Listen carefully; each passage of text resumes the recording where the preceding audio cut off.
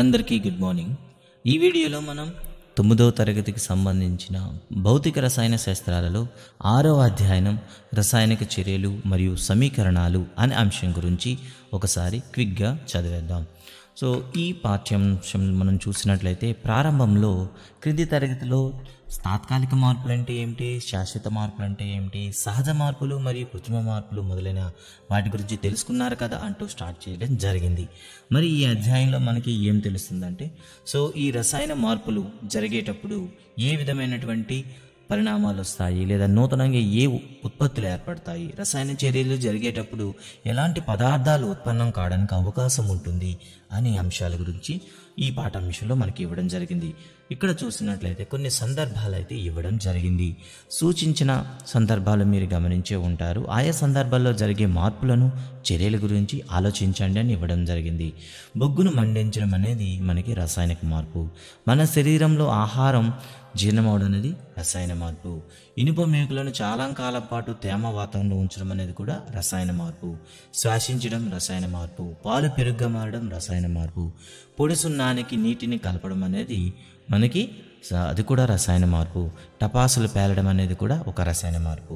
పై సందర్భాల్లో అవి రసాయన మార్పులా లేదా తాత్కాలిక మార్పులా అంటూ అడిగాడనమాట. అంటే అవి భౌతిక మార్పులా లేదా రసాయన మార్పులా లేదా తాత్కాలిక మార్పులా లేదా శాశ్వత మార్పులా అని అడిగాడనమాట. అంటే పైన అన్ని సందర్భాల్లో కూడాను పదార్థం స్వభావం పూర్తిగా మారిపోతుంది.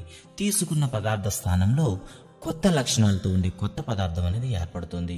రసాయన మార్పు జరిగిందని మనం ఈ ఉదాహరణతో మనం చెప్పవచ్చు. అంటే రసాయన మార్పు జరిగేటప్పుడు పూర్తిగా పదార్థం అనేది మారిపోయి రసాయన ధర్మాలు మారిపోయి ఒక కొత్త పదార్థం అనేది ఏర్పడడం అనేది జరుగుతుంది.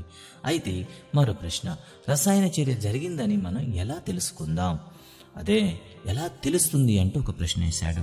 ఇక్కడ మనకు ఒక ఎక్స్పెరిమెంట్ యాక్టివిటీ 1లో అయితే 1 గ్రామ్ పొడి సున్నాన్ని కాల్షియం ఆక్సైడ్ అంట. సో బీకర్లో తీసుకొని దానికి 10 మిల్లీలీటర్ల నీటిని కలపండి. బీకర్ని మీ చేతిలో తాకి చూడండి. మీరేం గమనించారు? నిజానికి పొడి సున్నాన్ని కాల్షియం ఆక్సైడ్ని నీటిలో కలిపితే మనకు ఉష్ణం అనేది విడుదలవుతుంది. కారణం అది ఒక రసాయనిక చర్య కాబట్టి. అంటే ఇక్కడ కాల్షియం ఆక్సైడ్ అనేది నీటితో చర్య జరిపి ఉష్ణం విడుదల చేస్తుంది. కాల్షియం ఆక్సైడ్ నీటిలో కరిగినప్పుడు రంగు లేని ద్రావణాన్ని ఇస్తుంది. ఈ ద్రావణాన్ని లిట్మస్ పేపర్తో కానీ మీరు పరీక్షించితే ఏమవుతుంది అంటే ఇది కాల్షియం హైడ్రాక్సైడ్ అంటాం. కావున ఇది క్షార ధర్మాన్ని ప్రదర్శిస్తుంది. కాబట్టి ఎరుపు లిట్మస్ని నీలి రంగులోకి మారుస్తుంది. అంటే తద్వారా ఇది క్షార స్వభావం అని చెప్తాం అనమాట. ఇక రెండో యాక్టివిటీ చూద్దాం. ఒక బీకర్లో 100 ml నీటిని తీసుకోండి. దానిలో కొద్దిగా సోడియం సల్ఫేట్ను మనం ఏం చేసారు తీసుకొని ఒక 100 ml నీటిని తీసుకొని దాన్ని కలపాలి. అదేవిధంగా కొద్దిగా బేరియం క్లోరైడ్ను కూడాను కలపండి అన్నాడనమాట. సో మీరు ఏం పరిశీలించారంటే నిజానికి రెండు కూడా చూస్తే ట్రాన్స్పరెంట్గా ఉంటాయన్నమాట. అంటే రంగు లేకుండా స్వచ్ఛమైన నీటిలా కనిపిస్తుంటాయి. కానీ ఎప్పుడైతే ఒకదానితో ఒకటి చర్య జరిపిందో మనకు ఒక తెల్లని అవక్షేపం అనేది ఏర్పడుతుంది. అవక్షేపం అంటే ఏమిటి? సో అవక్షేపం అనేది అది ద్రవాల కన్నా ఉన్నత స్థాయిలోను, అదే ఘనస్థితి కన్నా తక్కువ స్థాయిలోనే ఉంటుంది. అంటే ఒక మెత్తని ముద్దలా ఉంటుందన్నమాట. దాన్నే మనం అవక్షేపం అని పిలుస్తాం. ఇక్కడ సోడియం సల్ఫేట్, బేరియం క్లోరైడ్లోని సో రెండు కూడా రసాయనిక చర్య జరిగి మనకి బేరియం సల్ఫేట్ అనే ఒక తెల్లని అవక్షేపం అనేది ఏర్పడడం అనేది జరుగుతుంది. ఇక మూడవ కృత్యం తీసుకుందాం. ఒక శంఖవ కుప్పలో జింక్ ముక్కలను తీసుకొని దానికి 5 ml సజల హైడ్రోక్లోరిక్ ఆమ్లాన్ని కలపండి. మీరేం గమనించారు? రంగు లేని ఏదో ఒక వాయువు విడుదలవడం అనేది మనం గమనించాము. సో ఈ కొలజాడి ఏదైతే మనం ఈ టెస్ట్ ట్యూబ్ లేదా కుప్పే ఏదైతే తీసుకున్నాం, శంఖవ కుప్పే తన మెడ వద్ద ఒక కాలుతున్న లేదా నిప్పుతో ఉన్న ఒక అగ్గిపుల్లను ఉంచండి. సో మండుతున్న అగ్గిపుల్లను ఉంచినట్లయితే టప్ టప్ టప్ అనే శబ్దం చేస్తూ వెంటనే అది నీలి రంగులో మండి ఆగిపోవడం అనేది జరుగుతుంది. ఈ పరిణామాల దృష్ట్యా విడుదలైన వాయువు మనం హైడ్రోజన్ అని ధృవీకరించవచ్చు. అంటే ఇక్కడ ఈ ఎక్స్పెరిమెంట్ అయితే మీరు చూడొచ్చు. సో శంఖవ కుప్పలో మనం ఏం తీసుకున్నాం, కాస్త జింక్ ముక్కలనే తీసుకున్నాం. జింక్ యాన్యువల్ తీసుకుని దానిపైన డైల్యూటెడ్ HCl సజల హైడ్రోక్లోరిక్ ఆమ్లం వేసినట్లయితే మన హైడ్రోజన్ విడుదలవుతుందని చెప్పొచ్చు. ఈ 3 యాక్టివిటీస్ నుండి మీరు ఏం గమనించారు అంటే ఇక్కడ తొలి పదార్థాల నుండి గుణాత్మక ధర్మాలను కోల్పోతాయి. రంగు మరియు స్థితిలో కూడా మార్పు వస్తుంది. క్రియాజన్యాలు ఏర్పడతాయి. రసాయన చర్యలో పాల్గొనే వాటిని క్రియాజనకాలు అని పిలుస్తారు. రసాయన చర్య అనంతరం ఏర్పడే వాటిని క్రియాజన్యాలు అని పిలుస్తాము. అయితే రసాయన చర్య అనంతరం ఏర్పడిన పదార్థాలు రంగులోను స్థితిలోను మార్పు రావడం అనేది గమనించామని చెప్పడం జరుగుతుంది. ఇక రసాయన చర్య జరిగేటప్పుడు కొన్నిసార్లు ఉష్ణాన్ని గ్రహించడం, కొన్నిసార్లు ఉష్ణాన్ని విడుదల చేయడం కూడా జరుగుతుంది. అంటే దీన్ని బట్టి మనం ఉష్ణ గ్రాహక చర్యలు ఉండొచ్చు, ఉష్ణ మోచక చర్యలు కూడా ఉండొచ్చు. ఉష్ణాన్ని గ్రహిస్తూ రసాయన చర్య జరిగితే వాటిని ఉష్ణ గ్రాహక చర్యలు అంటారు. రసాయన చర్య జరుగుతుండేటప్పుడు ఉష్ణం విడుదలైతే దాన్ని ఉష్ణ మోచక చర్యలు అంటారు. ఎండోథెర్మిక్ అండ్ ఎగ్జోథెర్మిక్ రియాక్షన్స్ అని పిలుస్తాము. ఇక తర్వాత చూస్తే మనకు కరగని అవక్షేపాలు కూడా ఏర్పడుతూ ఉంటాయి రసాయన చర్యలో అంటూ కూడా చెప్పడం జరిగింది. అయితే కొన్ని సందర్భాలలో రసాయన చర్య జరిగేటప్పుడు వాయువులు కూడా విడుదలవుతాయి అని మరో పాయింట్ కూడా ఇక్కడ మనకి చెప్పడం జరిగింది. ఈ విధంగా ఒక రసాయన చర్యలో జరిగేటప్పుడు ఏమేమి ఏర్పడతాయని చెప్పడం జరిగింది. మరి ఒక రసాయన చర్యను మనం పదే ప్రదర్శించాల్సి వచ్చేటప్పుడు వాటిని పూర్తిగా పేర్లు రాయడం అనేది కాస్త మనకి ఇబ్బందిగా ఉంటుంది. అందుకే ఈ రసాయన ధర్మాలు రాసేటప్పుడు వాటి సూక్ష్మ రూపంలో మనం రాస్తూ ఉంటాం అన్నమాట. వాటిని మనం ఏమని పిలుస్తాము? పద సమీకరణము అని పిలుస్తాము. ఉదాహరణకి చూద్దాం. దీన్ని కాల్షియం ఆక్సైడ్ ప్లస్ నీరు, కాల్షియం హైడ్రాక్సైడ్ ఇలా పదాలను ఉపయోగించాం కాబట్టి వీటిని మనం ఏమని పిలుస్తాం? పద సమీకరణం అంటాము. ఇక్కడ చూసినట్లయితే ఇందులో ఉండే ప్రధాన అంశాలు ఏమిటి? సో రసాయన చర్యలో ముందున్న వాటిని క్రియాజనకాలని, రసాయన చర్య జరిగిన తర్వాత ఏర్పడే వాటిని క్రియాజన్యాలని అంటాము. రియాక్టెంట్స్ అండ్ ప్రొడక్ట్స్ అంటాము. పద సమీకరణంలో రాసిన రసాయన చర్యలో క్రియాజన్యాలుగా మారడాన్ని ఒక బాణపు గుర్తుతో సూచిస్తాము. అంటే రసాయన చర్య ఎడమ నుండి కుడివైపు జరుగుతుందని చెప్తాము. అయితే కొన్ని సందర్భాలలో ద్విగత చర్యలు కూడా ఉండవచ్చు. అలాంటి సందర్భాలలో మనం ఏం చేస్తామంటే ఇలా ముందుకి వెనక్కి మనం బ్రాకెట్ అయితే ఉపయోగిస్తాం.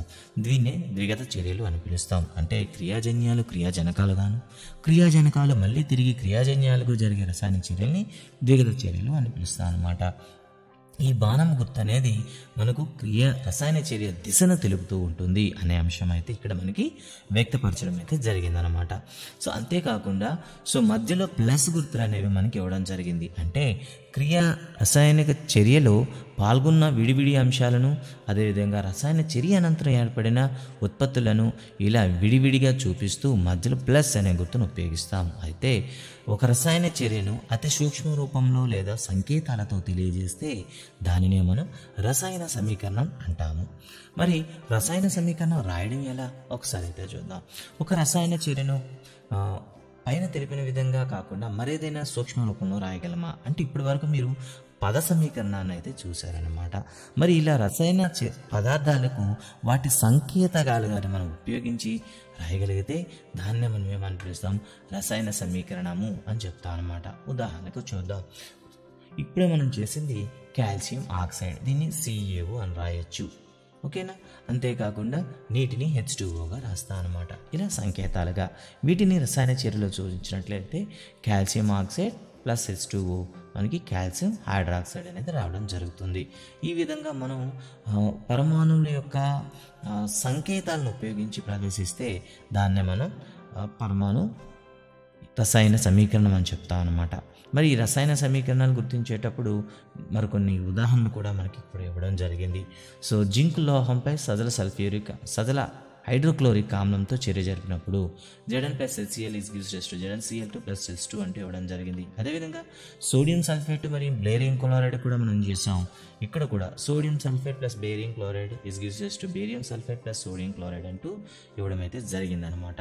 మరి ఈ రసాయన చర్యలు జరిగేటప్పుడు అయితే క్రియాజన్యాలు గుర్తించాం. కానీ అవి ఏ రకాల పదార్థాలు మనకు తెలుస్తాయి? ద్రవాల, ఘనాల, లేకపోతే అవి వాయు పదార్థాలు మనకి ఎలా తెలుస్తుంది? వీటిని తెలియపరచడానికి మనం కొన్ని సంకేతాలను కూడా ఉపయోగిస్తూ ఉంటాం అన్నమాట. వాటిని ముందు తెలుసుకుందాం. ఇక తర్వాత రసాయన సమీకరణాన్ని తుల్యం చేయడం, బ్యాలెన్సింగ్ కెమికల్ ఈక్వేషన్. ఇది చాలా ముఖ్యమైన అంశం అన్నమాట. ఎందుకు చేయాలి అనే దాని మీద ఇప్పటికే చాలాసార్లు ప్రశ్న అడగడం జరిగింది. రసాయన సమీకరణాలు తుల్యం చేయాల్సిన అవసరం ఏమిటి, అసలు ఏ నియమం ప్రకారం తుల్యం చేస్తాము అనే మాట అయితే చాలాసార్లు అడిగాడు అనమాట. సో ఇక్కడ ఒక నియమం గుర్తుంచుకోవాలి.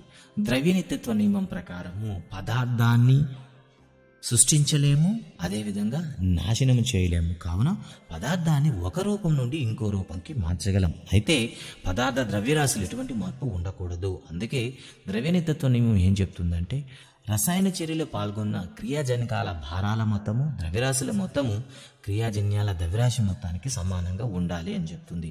అందుకే మనం ఏం చేస్తామంటే రసాయన సమీకరణాలు రాసేటప్పుడు ఖచ్చితంగా అవి తుల్యం చేసి రాయాలి. మరి ఈ తుల్యం చేసే ప్రక్రియ ఏ విధంగా ఉంటుంది ఒకసారి అయితే చూద్దాం. రసాయన సమీకరణాలను తుల్యం చేయడానికి కారణమైన నియమం ఏమిటి అంటే ద్రవ్యనిత్యత్వ నియమం. ఈ నియమం ప్రకారం మనం చేయాల్సి ఉంటుంది. ఒక రసాయన చర్యలో పరమాణువులు సృష్టించబడవు లేదా నాశనం చేయబడవు. కాబట్టి రసాయన సమీకరణం ఖచ్చితంగా తుల్యం అయి ఉండాలి. మరి అలా తుల్యం చేసి అంటే మరో విధంగా చెప్పాలంటే ఏదైనా ఒక రసాయన సమీకరణంలో క్రియాజనకాల వైపు గల మూలకాల పరమాణువుల సంఖ్య క్రియాజన్యాల వైపు గల మూలకాల పరమాణువుల సంఖ్యకు సమానంగా ఉంటుందో అలాంటి రసాయన సమీకరణాన్ని తుల్య రసాయన సమీకరణం అంటారు. అంటే మీకు క్రియాజనకాలలో ఉండే మూలకాలలోని పరమాణువుల సంఖ్య మొత్తం క్రియాజన్యాలలోని మూలకాల పరమాణువుల మొత్తానికి సమానంగా ఉండాలి. అలా ఉంటే దాన్ని రసాయన తుల్య సమీకరణము లేదా తుల్య రసాయన సమీకరణం అని పిలుస్తాం అన్నమాట. అయితే ఒక రసాయన చర్యను మనం ప్రదర్శించడానికి సాంకేతిక ప్రమాణాలను మనం ఉపయోగించాల్సిన అవసరం ఉంటుందన్నమాట. మరి ఈ ఫార్ములా యూనిట్స్ను ఉపయోగించి మనం ప్రాథమిక రసాయన సమీకరణం రాస్తాం. దీన్ని మనం ఏమని పిలుస్తామంటే స్కెలిటన్ ఈక్వేషన్ అని పిలుస్తాం. అయితే ఈ స్కెలిటన్ ఈక్వేషన్లో మనం వాటి బేసిక్స్ మాత్రమే రాస్తాం. అయితే ఒక విషయం గుర్తుంచుకోండి, సో రసాయన సమీకరణం తుల్యం చేసేటప్పుడు వాటి యొక్క గుణకాలను మాత్రమే మీరు మార్చాలి తప్ప సమ్మేళనాల్లో ఉండేటటువంటి యూనిట్స్ని మాత్రం మనం మార్చడానికి అవకాశం లేదు. కావున వాటి యొక్క గుణకాలను మారుస్తూ మనం ఏం చేయాలంటే వాటిని తుల్యం చేయాల్సి ఉంటుంది. సో ఇప్పుడైతే ఒక పద్ధతి ద్వారా చేద్దాం. ఉదాహరణకు మనందరికీ తెలుసు హైడ్రోజన్ ఆక్సిజన్ చర్య జరిపితే నీరు ఏర్పడుతుంది అని మనకు తెలుసు. మరి దీన్ని తుల్యం ఏ విధంగా చేయాలి, ఏ విధంగా చేస్తే సరిపోతుందో ఒకసారి చూద్దాం. నిజానికి hydrogen plus oxygen gives rise to H2 అని తెలుసు. కానీ ఇక్కడ కౌంట్ చేయండి, ఇటువైపు 2 హైడ్రోజన్స్ ఉన్నాయి, ఇటువైపు 2 ఆక్సిజన్స్ ఉన్నాయి. కానీ ఇటువైపు 2 హైడ్రోజన్స్ 1 ఆక్సిజన్ మాత్రమే ఉంది. సో ఇప్పుడు మనం సరిపెట్టాలంటే ఏ విధంగా చేస్తాం? సో హైడ్రోజన్ని డబల్ చేద్దాం. డబల్ చేస్తే ఏమవుతుందో చెప్పండి, 4 హైడ్రోజన్లు అయ్యాయి, 2 ఆక్సిజన్లు అయ్యాయి. కాబట్టి ఈ పదార్థం మొత్తానికి గుణకంగానే మనం 2 వేసుకున్నట్లయితే సో ఇక్కడ హైడ్రోజన్లు 4, ఆక్సిజన్ 2 అయ్యాయి. ఇప్పుడైతే మీకు ఎడమ వైపు కుడివైపు సరిసమానంగా ఉన్నాయి. సో దీన్నే మనం తుల్యం చేయడం అంటాం. అయితే తుల్యం చేసేటప్పుడు ముఖ్యంగా మనం 3 సోపానాలు అయితే ఫాలో అవుతాం. మొదటిది పదార్థం యొక్క ప్రాథమిక సమీకరణాన్ని రాయాలి. రాసిన తర్వాత వాటిలో ఉండేటటువంటి మూలకాల గుణకాలని సరైన గుణకాన్ని కలుగవాలి. ఇక మూడవది కనిష్ట పూర్ణాంకాలుగా గుణకాలను సవరించాలి. ఈ విధంగా మనం 3 దశల్లో చేస్తాం అన్నమాట. మొదటిది skeleton equation, 2 adjusting the coefficients and third one minimise the coefficients. ఇలా 3 దశల్లో మనం ఏం చేస్తామంటే రసాయన చర్యలను మనం తుల్యం చేయాల్సి ఉంటుందన్నమాట. మరి వీటికి సంబంధించి ఇక 4వ దశలో కూడా ఇక్కడ తెలియపరచడం జరిగింది. బాణం గుర్తుకు ఇరువైపుల మూలకాలు సమానంగా ఉన్నాయా లేదా చూసుకోవాలి. ఈ విధంగా మనకి ఒక ప్రొపేన్ గురించి ఇవ్వడం జరిగింది. సో C3H8 అండి. సో మన డిఎస్సి అండ్ టెట్ ప్రిపేర్ అయ్యే వాళ్ళకైతే ఆ తుల్య సమీకరణాలు మీరు పూర్తిగా నేర్చుకుంటే బెటర్ అని నేను చెప్తాను. సోపానాలు అయితే మీకు అవగాహన కోసం 4 సోపానాలు అయితే మనకి ఇక్కడ ఇచ్చాడు. కానీ మీరు ఎగ్జామ్ పాయింట్ ఆఫ్ వ్యూలో చూస్తే ఖచ్చితంగా మనం ఏం చేయాలంటే ఈ ఈక్వేషన్ని మీరు బైహార్ట్ చేయాల్సి ఉంటుంది. మరి అణు ఫార్ములాలో ఉండి తుల్యం చేయని రసాయన సమీకరణాన్ని ఏమంటారు? ప్రాథమిక సమీకరణం అంటారు. ఇంగ్లీష్లో స్కెలిటన్ ఈక్వేషన్ అంటారు అనమాట. సో మన డిఎస్సి టెట్ ప్రిపేర్ అయ్యే వాళ్ళకి ఈ 4 దశలతో పాటు మీకు ప్రాథమికంగా ఉండేటటువంటి సమీకరణంతో పాటు అంత సమీకరణాన్ని కూడా మీరు బైహార్ట్ చేయాల్సి ఉంటుంది.